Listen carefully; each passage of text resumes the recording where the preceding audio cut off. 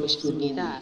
제일 먼저 말씀드릴 수 있는 것은 유럽에서 어떤 공식적으로 디젤차 시내 진입 금지법이 통과된 것은 아닙니다. 한 도시, 노르웨이의 오슬로시만 유일하게 적용하고 있습니다. 다른 국가들, 다른 도시들은 지금 현재 어떻게 할 것인지에 대해서 고민을 하고 있는 상황입니다만 곧 유로 6 수준 6D 관련돼서 RDA 관련돼 있는 내용들이 발표되고 있기 때문에 그거를 추진할 가능성이 높고요. BEV나 PHEV 관련돼서 감안을 하고는 있습니다만 거기에 대해서 어떤 공식적인 어떤 법이 확실하게 통과된 것은 없습니다. 프랑스 관련돼서 말씀드리면요. 제가 파리에 대해서 소개를 해드리자면요.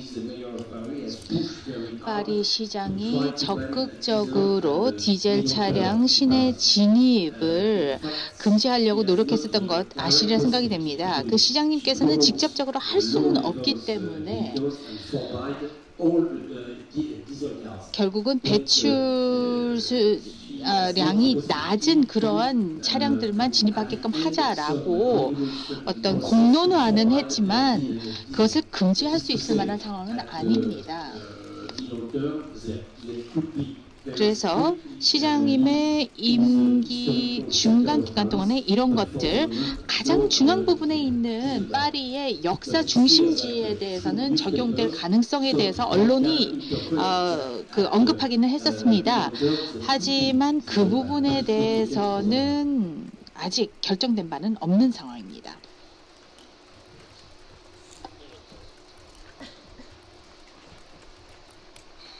다음은 미래의 배출 규제에 대해서인데요. 앞으로 유로 6 아까 D 나왔는데 그 이후는 어떻게 할 것인지, 그 다음에 미국 규제는 어떻게 할 것인지, 그 다음에 이 트럼프 대통령이 앞으로 이 오바마 대통령이 만든 정책을 바꿔서 화석연료 쪽으로 또 바뀔 것인지 이런 거에 대한 전망을 물어봤습니다.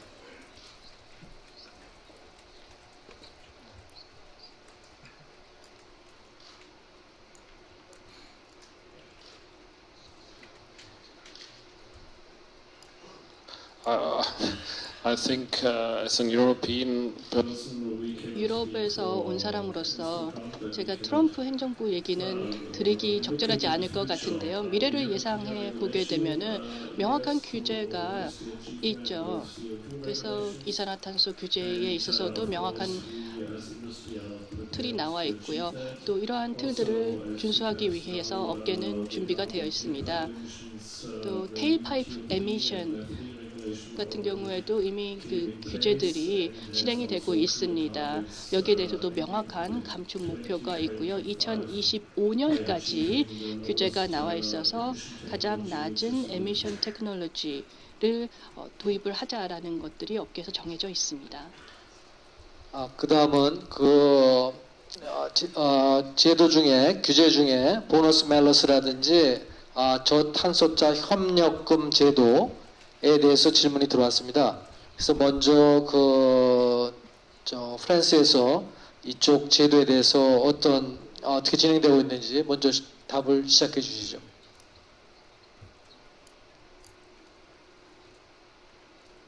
yes, 네, 일반적으로 이 프랑스의 이 세제에 대해서 말씀을 드리면은요, 5년 안에 전체적으로 디젤과 가솔린 차량 간에 동일한 세제 제도가 도입되겠다는 것은 확실해져 있습니다. 과거에는 디젤 차량에 대해서 좀 더 유리했었습니다만 점진적으로 5년이라는 기간에 거쳐서 휘발유차나 디젤차가 동일한 수준이 될 것입니다.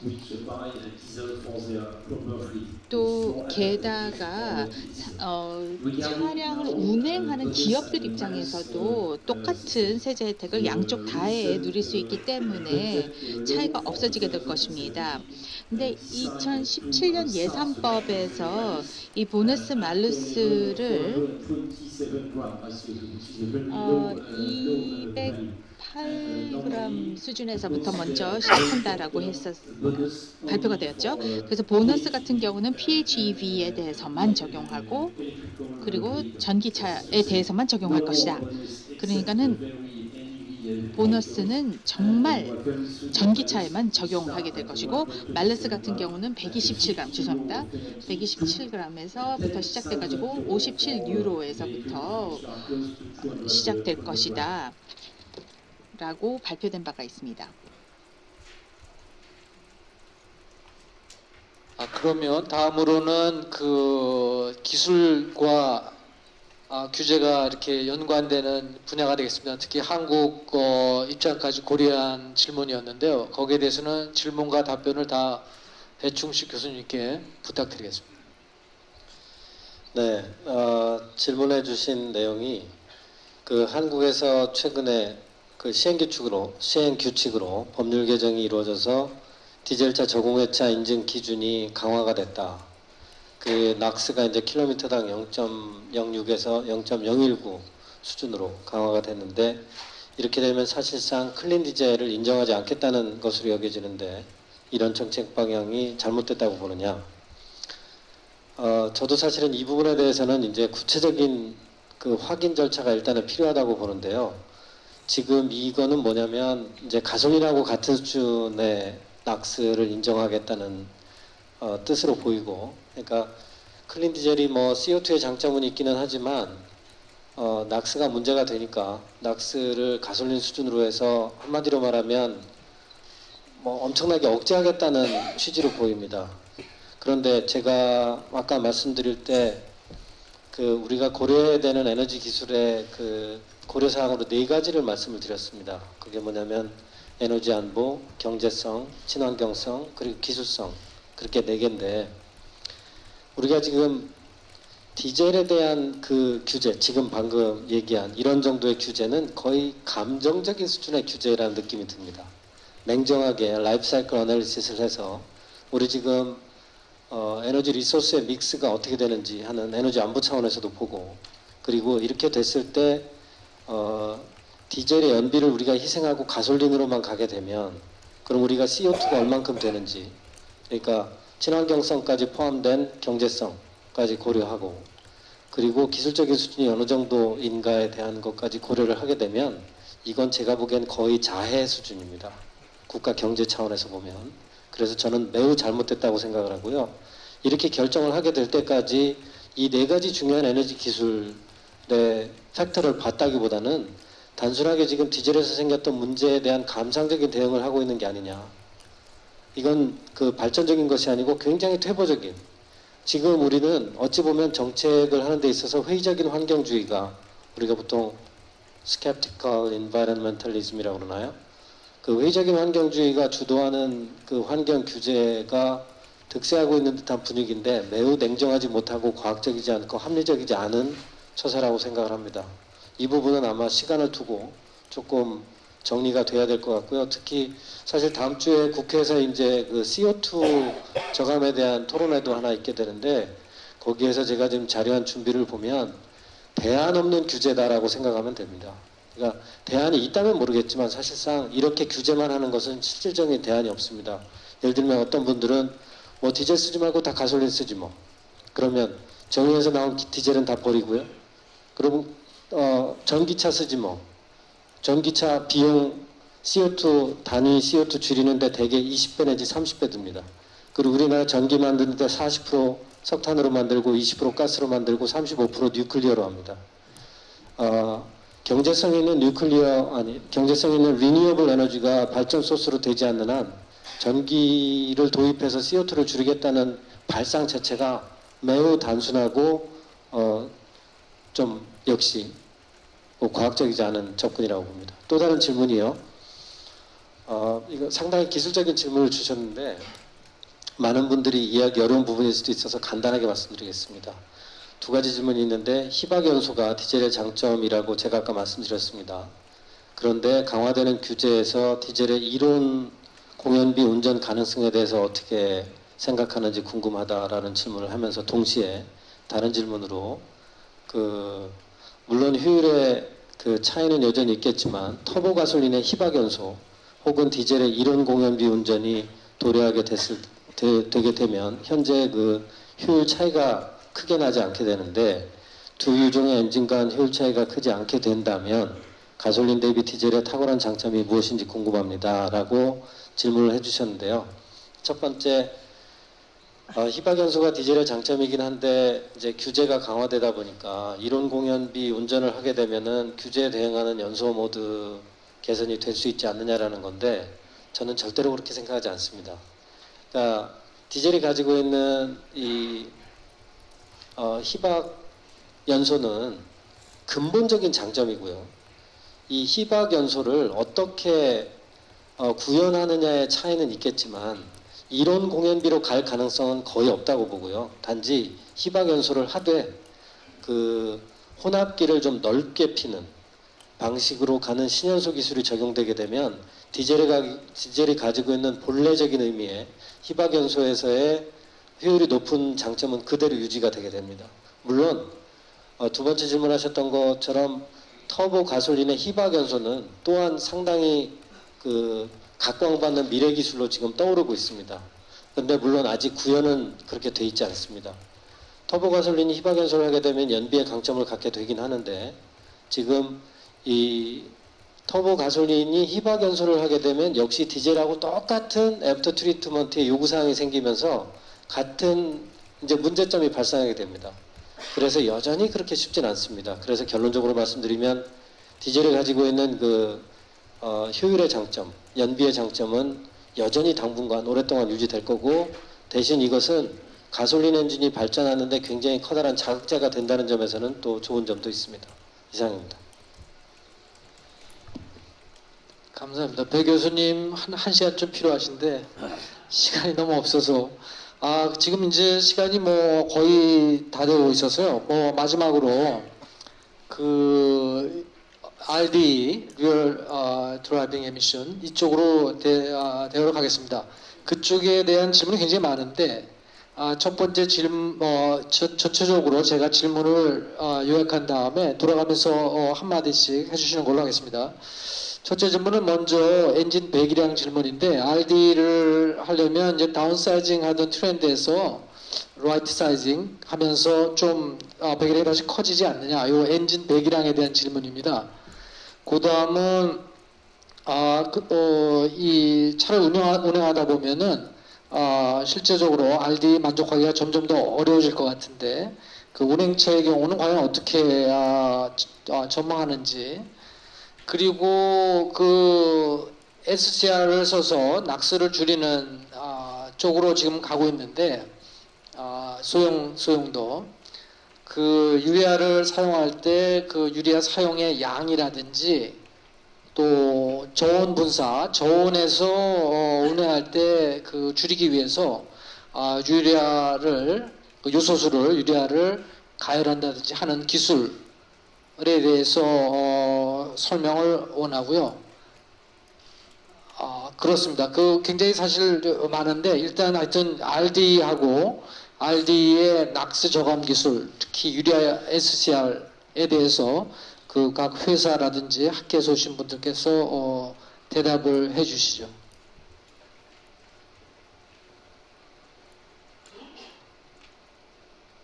Yeah, perhaps then I would like to. 네, 그러면 제가 먼저 시작하도록 하겠습니다. 제가 질문을 제대로 이해했다면 세 가지 부분이 되겠습니다. 첫 번째는 다운사이징, 두 번째는 이제 차량 수명에 거쳐서 어떻게 적용될 것이냐에 대해서 여쭤보신 것 같습니다. 그런데 다운사이징 관련돼서는 아마 루케트 씨께서 더 말씀해 주시지 않을까라고 생각이 됩니다. 하지만 보신 것처럼 4실린더 엔진을 지금 가지고 있는데 다운사이징 쪽은 이미 커버가 되어 있고 앞으로 RDE 레귤레이션은 이것으로서 충분히 잘 충족할 거다라고 보고 있습니다. 하지만 아마 다른 분들께서 더 첨언하시지 않을까라고 생각하고요. 차량 수명에 관련돼서 말씀드리면은 아시다시피 이 규정 내에서 우리가 입증해야 되는 또 다른 것은 무엇이냐? 차량의 수명에 거쳐서 deterioration factor 같은 것을 보여줘야만 하는데요. 이러한 기준들을 계속해서 충족시킬 수 있다는 것을 보여줘야만 하는 것이고 그렇게 진행해 나가고 있고요. 3번 질문, 그러니까 저온 관련돼서 말씀드렸는데 아까 프레젠테이션에서 잠깐 언급했습니다만 미래의 RDE 레귤레이션 관련돼 있는 전체적인 프레임워크가 뭐 유럽뿐만 아니라 한국에서도 적용될 것인데 그 안에는 저온 분사라든지 그런 부분들도 포함되어 있죠. 그래서 1차적으로 저희는 달성해야 할 저온 기준들이 있습니다. 2도씨 이게 이제 정상 운영 관련돼서 적용된 것이고 또 영하 3도까지 또 커버를 해야 되고 나중에 2단계에 따라서는 영하 7도까지도 충족시켜야만 하는 것입니다. 그렇기 때문에 이런 저온 주제가 또한 규제에서도 다뤄지고 있고 배기 관련돼서도 다뤄지고 있기 때문에 저게 거기가 대응하고 있습니다. From the development side. 우선 개발 쪽을 보시게 되면은 저희 개발 전략은 명확합니다. 저희가 최근에 새로운 엔진을 도입을 했고 제 발표에서도 설명을 드렸습니다만은 저희가 전체 디젤 포트폴리오에 있어서 새로운 엔진 패밀리를 도입을 할 것이고요. 이 엔진 패밀리를 통해서 RE 표준을 포함한 규제를 다 충족시키고 있습니다. 앞서서도 말씀을 드렸습니다만은 또 저희가 통합된 기술을 제공하는 것, 또 개발하는 것이 중요했다라고 말씀을 드렸습니다. 그래서 EGR 개발에 있어서나 또는 배기 사후 처리라든지 뭐 이런 부분에 있어서 또 온도에 대응하는 데 있어서도 새로운 개발을 하는 것이 필요했죠. 그래서 저희가 미래 디젤에 있어서도 상당히 중요하게 보고 있고 26억 유로를 추가를 해서 저희가 연구 개발에 투자할 계획을 가지고 운영을 하고 있습니다. Yes, regarding the first question. 네, 첫 번째 질문 다운사이징 관련돼서 저도 답을 드리면은요. 다운사이징 관련돼서 미래가 있느냐 뭐 이런 부분에 대해서 여쭤보신 것 같습니다. 저희 입장에서는 이제는 더 이상 다운사이징을 더 추진할 필요는 없다고 생각합니다. 아까 동료분들께서도 말씀하셨습니다만 에어루프 시스템, 터보 차징, 그리고 퓨얼 인젝션 장비, 그리고 SCR 이런 모든 기술들이 다 합해서 이제는 작은 엔진 카파시티를 큰 차량에서도 도입할 수 있을 만한 상황이 되었습니다. 저희 PSA 그룹에서는 어떻게 할 거냐면요. 1.6리터 엔진을 가지고 SUV까지도 커버할 수 있게 되고요. 1.5 RDE 리미트를 충족시킬 수 있습니다. 물론 상용차 쪽에 있어서는 조금 더 어렵겠죠. 상용차 같은 경우는 좀 더 높은 엔진 카파시티를 다뤄야만 할 것입니다. 두 번째, 이 차량 수명 관련돼서는요. 물론 노화되는 차량 부분에 대해서도 전체 파워트레인의 전체 수명에 거쳐서 우리가 충족을 해야 될 것인데 2.1, 1.5는 이 전체 수명에 거쳐서 충분히 달성할 수 있을 만한 충족 조건이기 때문에 그 부분에 대해서는 저희가 충분히 준비가 되어 있다고 생각이 됩니다. 마지막 저온 관련되어 있는 말씀은 아까 다임러 쪽에서 얘기해 주신 것하고 저는 전적으로 동의합니다. 고맙습니다. 그러면 제가 마지막으로 질문, 어떤 좀 일반적인 질문인데 하나를 연설님들께 드리겠습니다. 결국 지금 여러분들께서 발표하신 내용으로 봐서는 그 디젤 엔진 기술이 충분히 발달하고 또 거기에 후처리까지 더해져서 규제를 만족할 수 있고 앞으로도 또 강화되는 규제까지 대응할 가능성이 있는 것으로 보입니다. 결국 문제는 정부의 어떠한 정책인데 그 세금이라든지 인센티브 이러한 것이 매우 중요한데 앞으로 이 엔진과 후처리 장치의 가격이 상승할 것인데 그 경제성을 확보하기 위해서 어떤 계획을 갖고 계신지, 과연 가솔린이나 아니면 하이브리드 배터리 일렉트릭 비클하고 경제성 면에서도 충분히 앞으로도 가능하다고 생각하시는지 간단히 의견을 말씀해 주시죠.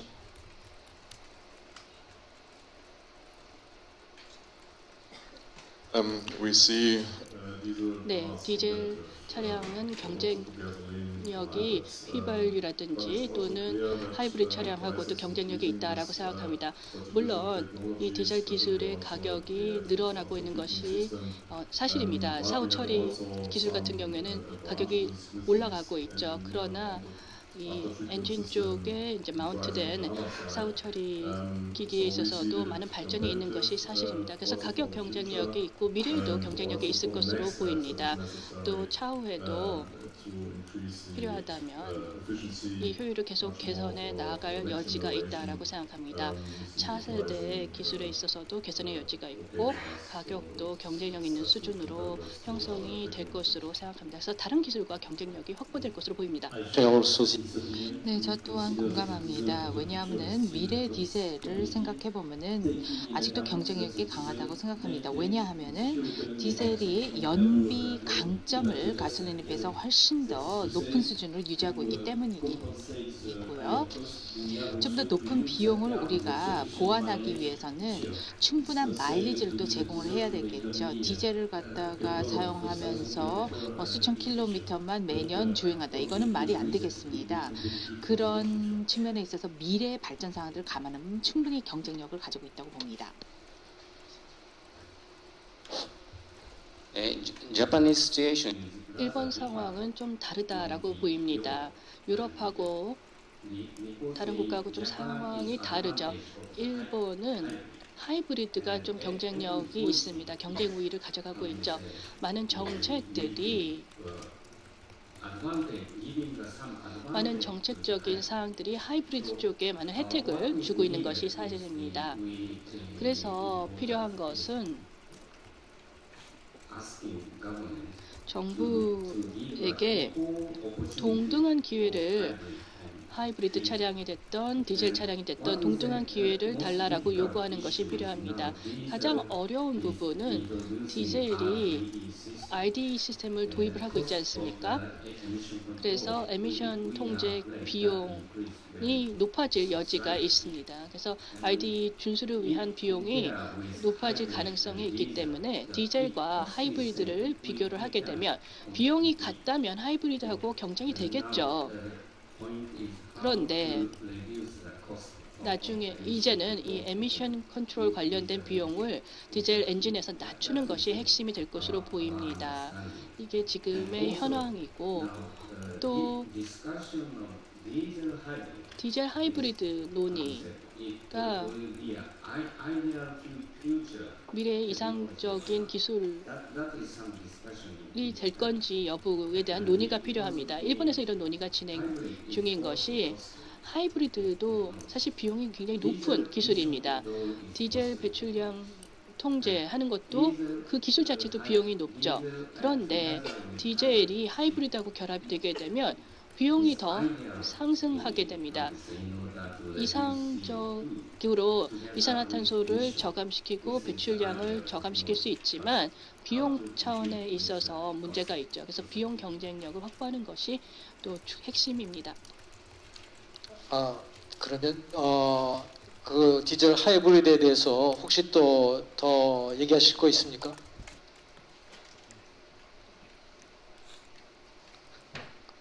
그러면은 있습니까? yes. Yes, I want to add some. 네, 저도 한 가지만 첨언하고 싶습니다. 디젤 하이브리드는 좋은 솔루션입니다. 그건 확실합니다. 예를 들어서 유럽에서 대해서 차량 사용 패턴을 보면은요, 디젤을 고속도로에서 사용을 하고 그렇게 되면서 연비의 강점을 아주 잘 활용을 하죠. 주말에 고속도로를 달리면서 디젤을 사용을 할 수 있고, 거기에 비해서 매일 출근할 때 도시 환경에서는 하이브리드를 누린다. 이러면 완벽하겠죠. 하지만 방금 전에 들으신 것처럼 코스트를 잘 관리해야만 할 것입니다. 왜냐하면은 SCR을 비롯한 RD 충족위에서 들어가는 추가적인 코스트, 그리고 하이브리드의 코스트도 감안을 해야 되겠죠. 하지만 기술적으로 봤을 때는 완벽하다고 볼 수 있겠습니다. 저도 전적으로 동의합니다. 즉, 이 디젤과 하이브리드의 조합은 이상적이죠. 그런데 한 가지 명확한 것은 디젤 자체도 클린해야 되고 또 모든 규제를 충족시켜야 됩니다. 이것도 하나의 명확한 부분이죠. 근데 현재 디젤 같은 경우에는 특히 연료 부분에 있어서 많은 장점이 있고 이산화탄소 배출에 있어서도 큰 장점이 있습니다. 그게 또 하나의 중요한 목표이고요. 플러그인 하이브리드가 디젤하고 결합이 되게 되면은 모든 요건들, 이산화탄소도 없고 배출량도 없는 이런 환경도 마련할 수 있겠습니다만은 이것은 당연히 추가 비용이 발생합니다. 저 마지막으로 배춘식 교수님 말씀을 듣고 제가 마이크를 넘기겠습니다. 예, 방금 이제 마지막에 RD에 대비한 비용 얘기가 나왔는데요. 지금 우리가 비용을 얘기할 때 하나 짚고 넘어가야 될 게, 지금 비용은 사실은 공정하게 비용 경쟁이 되고 있다고 보기는 좀 어렵습니다. 왜냐하면 기본적으로 가솔린과 디젤이라는 연료 자체가 텍세이션이 다르게 되어 있고요. 그리고 이제 미래기술이라고 하는 하이브리드나 전기차는 또 정부 보조금이 들어가고 있거든요. 이걸 만약에 그냥 정말로 냉정하게 텍스와 또는 보조금을 똑같이 하고 한다. 그럼 얘기가 완전히 달라질 겁니다. 만약에 지금 현재 상황에서 보면 사실 시장에서 경쟁은 가솔린하고 디젤이 이제 기본적으로는 이제 대세이면서 디젤이 분명히 비용이 좀 더 듭니다. 퓨얼 인젝션 시스템도 들어가고 있고 애프터 트리트먼트도 아무래도 규제가 강화되면서 더 드는 건 맞는데, 대신 디젤이 연비가 좋기 때문에 계산을 할 때 원가는 디젤이 더 높은데, 예를 들어서 몇 년 동안 운전을 하고 났을 때 디젤에 들어간 총비용과 가솔린에 들어간 총비용이 어떻게 되느냐 하는 면에서 라이프 사이클 어널리시스를 해야 되고요. 그리고 하이브리드로 들어가게 되면 보조금을 어느 정도까지 생각을 해야 되냐, 그리고 나중에 전기차까지 가게 되면 지금 현재 가솔린 디젤에서 걷고 있는 수십조의 세금을 전기에서도 또 컴pen세이트를 한다고 치면 또 얘기가 완전히 달라지기 때문에 비용에 대한 한은 엄밀히 보면 국가적인 차원에서 라이프 사이클 어널리시스를 하면서 가야 된다라는 말씀을 드리고 싶고요. 한마디로 지금 현재 공정한 경쟁을 하게 되면 가솔린과 디젤은 지금처럼 상당히 엇비슷한 상황에서 진행이 될 거라고 생각을 합니다. 청중 여러분들 오래 참가하셨는데 저 질문을 못 받아드려서 너무 죄송합니다. 시간상 이것으로 마치고, 여기 저 발표해 주신 발표자 여러분께 진심으로 감사드리고, 자, 윤 전무님께 넘기겠습니다. 여러분.